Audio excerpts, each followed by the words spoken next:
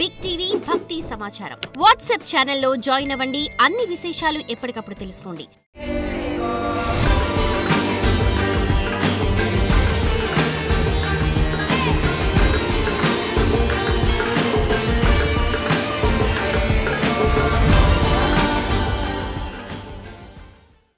అమ్మ మూడవ రోజు గాయత్రీదేవి. మరి అమ్మవారికి గాయత్రీదేవిగా దర్శనం ఇస్తున్నారు కాబట్టి అమ్మవారిని ఏ విధంగా పూజించాలి ఏంటి?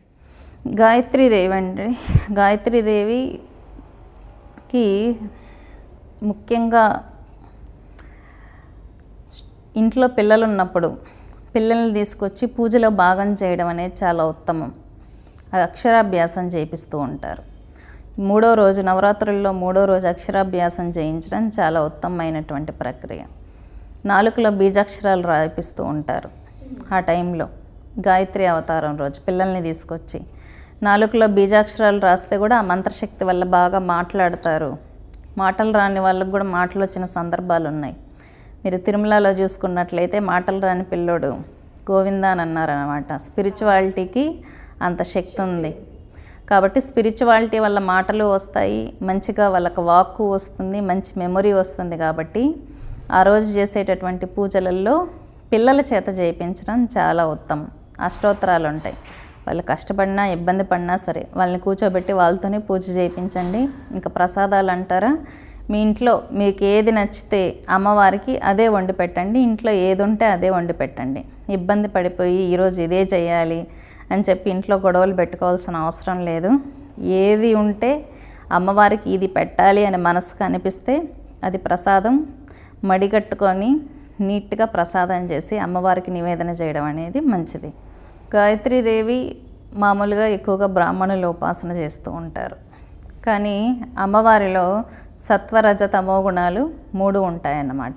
ముఖ్యంగా విజయవాడ కనకదుర్గ అమ్మవారికి మూడో రోజు గాయత్రీదేవి అలంకరణ చేస్తూ ఉంటారు.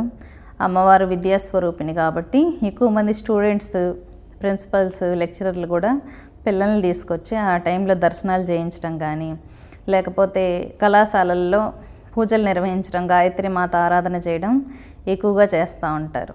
ముఖ్యంగా అమ్మవారు విద్యను ఇవ్వడమే కాకుండా సంహార శక్తి కూడా, శత్రువుని ఈజీగా సంహరించేటటువంటి దేవతలలో గాయత్రి శక్తి చాలా గొప్పది. అంటే సాత్వికంగా ఉన్న దేవత ఉగ్ర రూపం తీసుకుంటే ఆ వైలెన్స్ మనం భరించలేం. ఉగ్ర దేవత ఆల్రెడీ ఉగ్రంగా ఉంటుందని ఒక ఐడెంటిటీ ఉంటుంది ఎదుటి వాళ్ళకి. కానీ సాఫ్ట్ కార్నర్లో ఉండే దేవత సీరియస్ అయితే ఎలా ఉంటుందో అసలు ఊహించని కూడా ఊహించలేమన్నమాట. కాబట్టి సాఫ్ట్గా సాత్వికంగా ఉన్న దేవతలు శత్రు సంహారం చేస్తే అతి భీకరంగా సంహారం చేస్తారు. కాబట్టి అమ్మవారు ఆరాధన ద్వారా శత్రు సంహారం జరుగుతుంది, విద్య అనేది లభిస్తుంది. ఈ మధ్య హార్మోనల్ ఇన్బ్యాలెన్స్ వల్ల, ఈ నెట్ వల్ల, ఇంటర్నెట్ వల్ల చాలామంది డైవర్ట్ అవుతున్నారు పిల్లలు. సరిగ్గా ఎంతసేపు ఫోన్లు చూడడం, సరిగ్గా భోజనం చేయకపోవడం, కంటి చూపు తగ్గిపోతుంది, మెమొరీ తగ్గిపోతుంది, ఎంతసేపు వీడియోస్ చూసి సమస్యలు పెరుగుతున్నాయి. కిడ్స్లో సమస్యలు ఎక్కువైపోయి ఇంతకుముందు గేమ్స్ ఆడుకునే వాళ్ళ పిల్లలు, కానీ ఇప్పుడు అసలు ఫిట్నెస్ లేదు బాడీలో. కింద పెన్న పడేస్తే వంకొని తీలేరు అన్నమాట. అలా ఉంది వాళ్ళ ఫిట్నెస్. కాబట్టి ఏంటంటే పిల్లలకి మంచి మెమొరీ, జ్ఞాపక శక్తి కానీ, మంచి చూపు, లేకపోతే ఆటిజంతో పుడుతున్నారు ఈ మధ్య. హార్మోనల్ ఇన్బ్యాలెన్స్ వల్ల ఐవీఎఫ్లు చేయించుకుంటున్నారు కదా ఎక్కువ. వాళ్ళంతా ఆటిజంతో పుడుతున్నారు చాలా వరకు పిల్లలు. ఎందుకంటే మాకు ఆ కేసులు ఎక్కువ వస్తూ ఉంటాయి పీయటానికి. ఆటిజం అండి ఎక్కువ అయిపోయింది ఈ మధ్య, సరైనటువంటి హెల్దీ ఫుడ్ ప్రెగ్నెన్సీ టైంలో తీసుకోక. కాబట్టి ఇలాంటి వాళ్ళందరూ ఏంటంటే గాయత్రీదేవిని ఆరాధించడం వల్ల వాళ్ళ పిల్లల భవిష్యత్తు బాగుంటుంది, వాళ్ళు మంచిగా ఎదుగుతారు.